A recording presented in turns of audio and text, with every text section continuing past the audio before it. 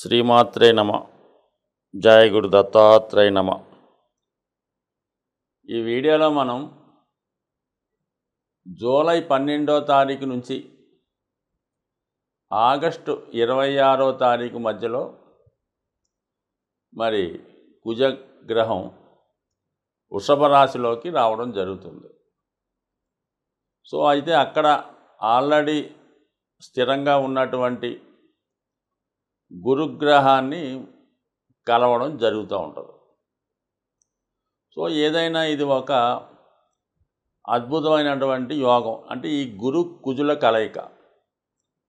మరి ఈ కలయిక వివిధ రాశుల వారికి ఆ ప్రభావం ఏ విధంగా ఉండబోతుంది అని పరిశీలించే ముందు అసలు గురుగ్రహం కుజగ్రహం వాటి కారకత్వాలు, అవి ఏ ఏ భావాల మీద ఎక్కువగా దాని ప్రభావం చూపుతుంటాయి, మరి గురువు కుజుడితో కలిసి ఉండడం వలన గురువుకి లాభమా కుజుడికి లాభమా అనే విషయాన్ని కూడా మనం పరిశీలించాలి.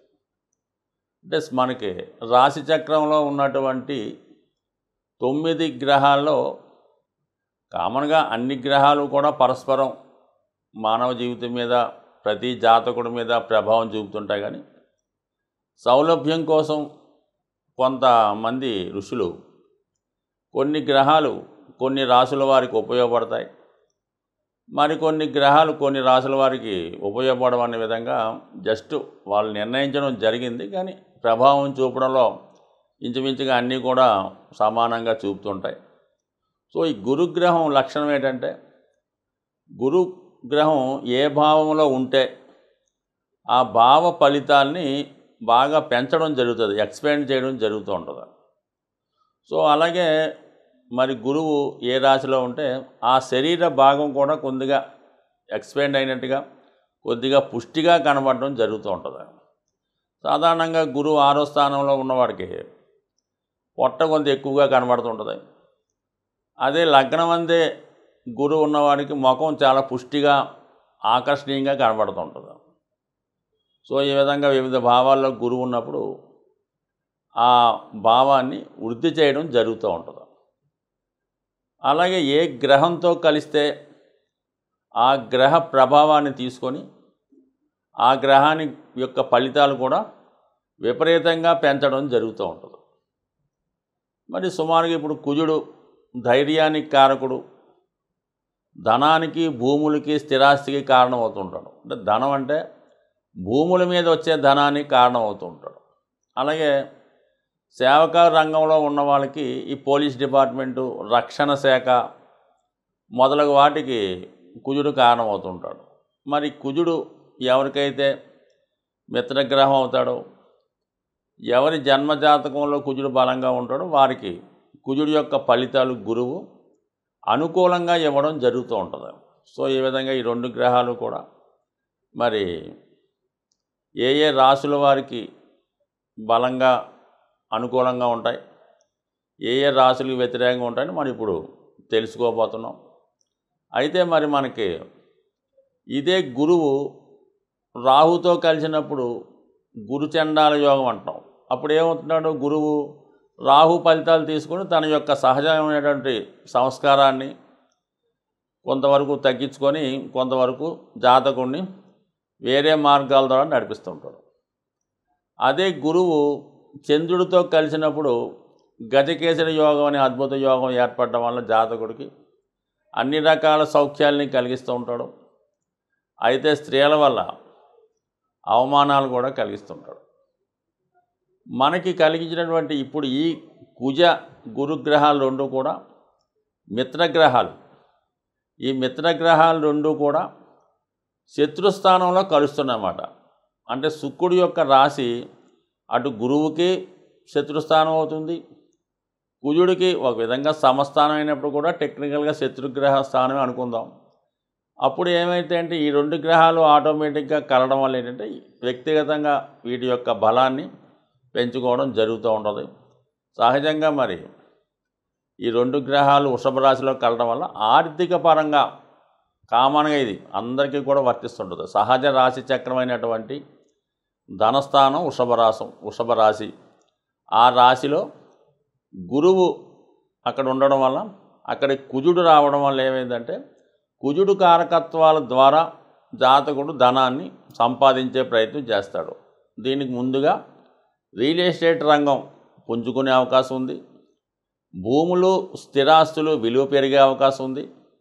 అలాగే కన్స్ట్రక్షన్ రంగం పెరిగే అవకాశం ఉంది. ఎవరైతే ఈ రంగాల్లో భూముల్ని బేస్గా తీసుకొని ఎవరైతే బిజినెస్ చేస్తుంటారో, అలాగే వృషభ రాశి వ్యవసాయానికి సంబంధించింది కాబట్టి, వ్యవసాయానికి భూములకి సంబంధం ఉంటుంది కాబట్టి, మొత్తం మీద వ్యవసాయ రంగం అంతా, వెటర్నరీ డిపార్ట్మెంటు, ముఖ్యంగా బ్యాంకింగ్ అండ్ ఫైనాన్స్ రంగం, ఈ రంగాల్లో ఉన్న వాళ్ళందరికీ కూడా ఏదో విధమైన అభివృద్ధి రావడం జరుగుతూ ఉంటుంది.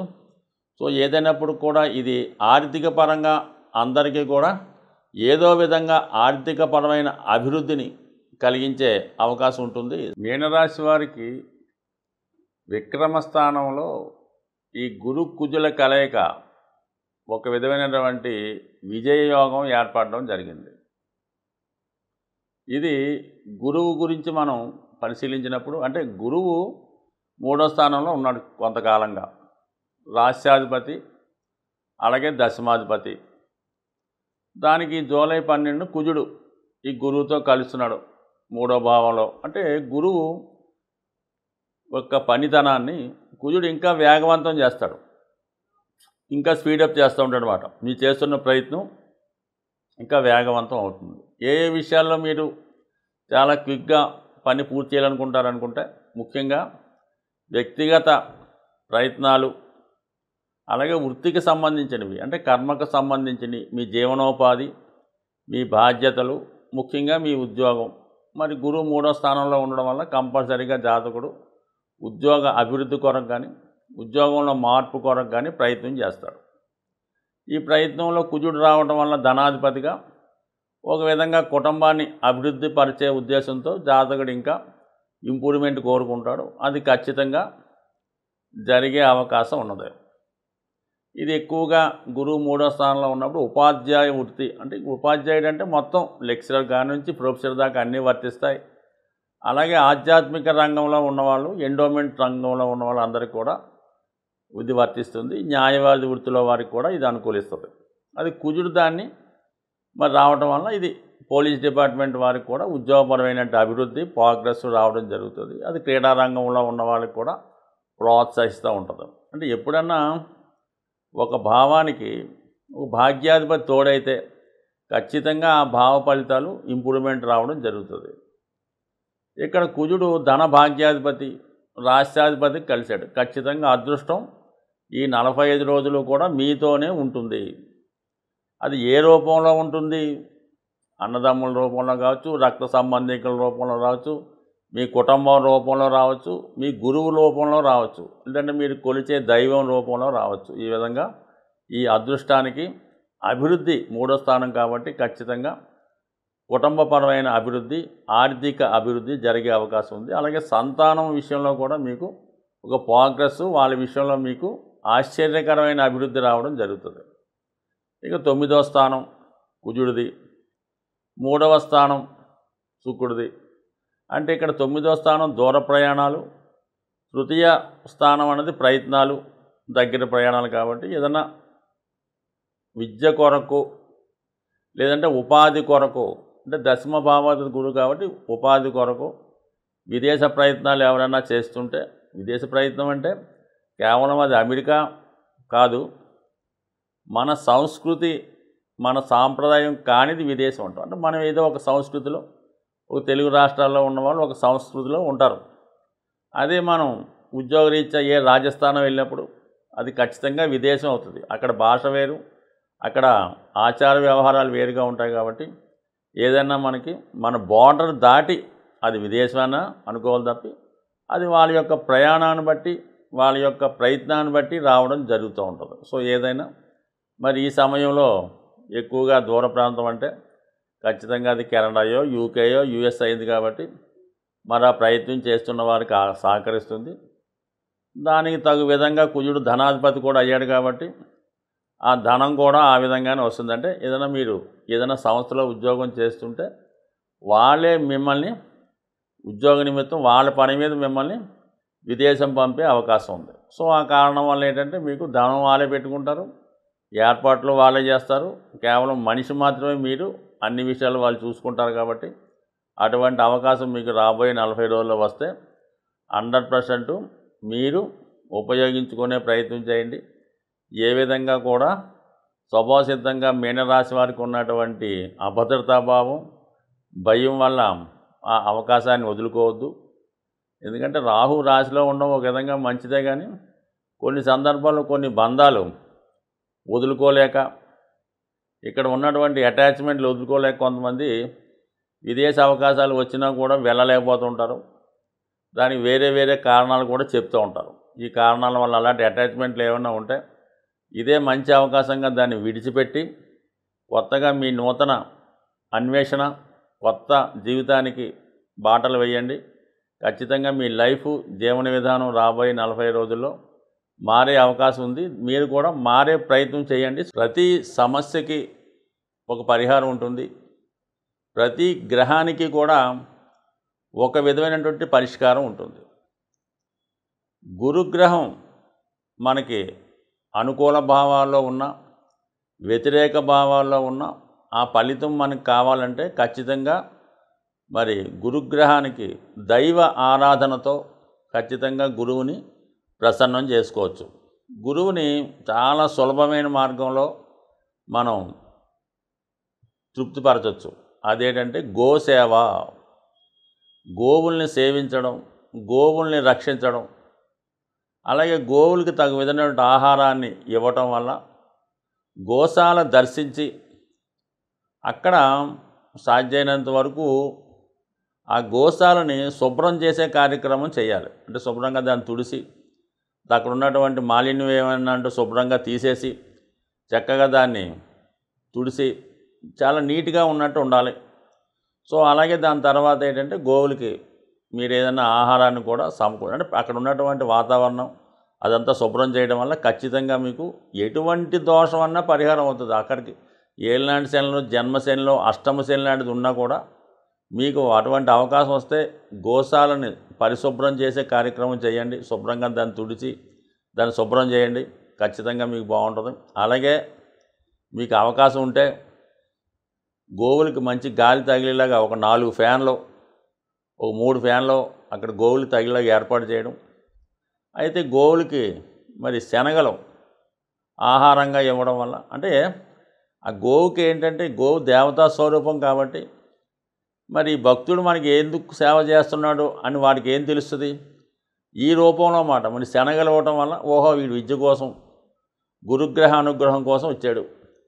కందులు పెడతారు మంగళవారం రోజు నానబెట్టి, ఓహో వీడు పెళ్లి కోసం, కుజగ్రహం అనుగ్రహం కోసం వచ్చిన గోవుకి తెలిసి అది మనకి ఇచ్చే ప్రయత్నం చేస్తుంటుంది. అంటే గోవు డైరెక్ట్గా ఇచ్చేస్తుంది. మీకు ఏ దేవతని మీరు అక్కర్లేదు. గోవు మీకు డైరెక్ట్గా ఇచ్చే అన్ని సకల సౌకర్యాలు గోవు ద్వారా పొందే అవకాశం ఉంటుంది. మీకు పురాణాల్లో కూడా తెలుసు. అందువలన ఏంటంటే గోవుని కోరితే ఖచ్చితంగా ఇస్తుందన్నమాట. సో అలాగే మరి కుజుడు కూడా కలిసి ఉన్నాడు కాబట్టి మంగళవారం రోజు లేదా మంగళవారం రోజే మీరు గోశాలకు వెళ్ళి గోవుకి నానబెట్టినటువంటి కందులు లేదా దాంతో బెల్లం ముక్క కలిపి, లేదంటే చెరుకు, అంటే చెరుకు పిప్పి కానీ చెరుకు దవ్వ ఏది ఉంటుందో అది ఇవ్వచ్చు. ఇంకా అద్భుతమైన రెమెడీ, మీరు చాలా ఇబ్బందుల్లో ఉన్నారు, అప్పులు కురిగిపోయారు, ఇంకా మీరేం చేయలేరు అనుకున్నాం, అప్పుడు ఆ గోశాలకు వెళ్ళి మీరు ఎంత బరువు ఉన్నారో అక్కడ చూపించుకోండి.